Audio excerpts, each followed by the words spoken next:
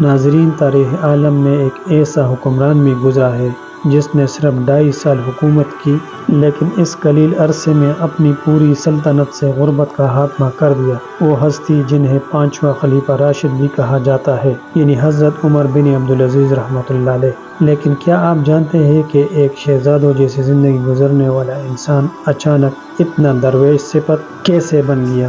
آئیے سنتے ہیں وہ واقعہ جس نے ان کی زندگی بدل دی۔ خلیفہ بننے سے پہلے عمر بن عبدالعزیز رحمۃ اللہ علیہ اپنی خوش لباسی اور نفاست کے لیے مشہور تھے۔ کہا جاتا ہے کہ وہ ہزاروں روپے کا لباس پہنتے تھے اور جس راستے سے گزر جاتے وہاں گھنٹوں ان کی عطر کی خوشبو مہکتی رہتی تھی۔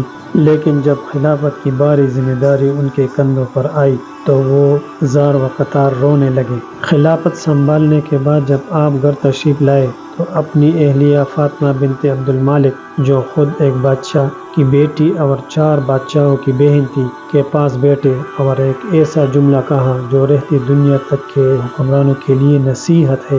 آپ رحمۃ اللہ علیہ نے فرمایا، فاطمہ، تمہارے پاس جو یہ قیمتی ہیرے جواہرات اور زیورات ہیں، یہ سب شاہی خاندان نے بیت المال عوام کے پیسے سے لیے تھے۔ اب میرے پاس 2 ہی راستے ہیں، یا تو تم یہ سب زیورات بیت المال میں جمع کروا دو یا پھر مجھے چھوڑ دو، کیونکہ میں ایک ہی گھر میں اللہ کی امانت یعنی زیورات اور اپنی محبت کو جمع نہیں رکھ سکتا۔ فاطمہ بنت عبد المالک نے ایک لمحہ بھی ضائع کیے بغیر جواب دیا، اے عمر، مجھے آپ کی رفاقت ان تمام دنیاوی دولت سے 1000 گنا عزیز ہے۔ انہوں نے اپنے تمام قیمتی زیورات اسی وقت بیت المال میں جمع کروا دیے۔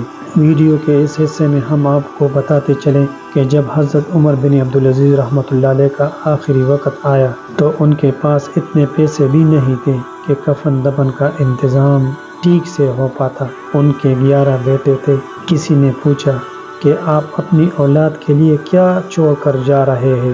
آپ رحمۃ اللہ علیہ نے صریح جواب دیا، اگر میری اولاد نیک ہے تو اللہ ان کا وارث ہے، اور اگر وہ بدکار ہے تو میں انہیں مال دے کر گناہ پر دلیر نہیں کرنا چاہتا۔ یہ تھی وہ حکمت اور اللہ کا خوف جس نے ایک عام انسان کو عمر ثانی بنا دیا۔ اگر آج کے دور میں بھی حکمران اپنی اولاد سے زیادہ رعایا کا سوچے تو دنیا سے غربت مٹ سکتی ہے۔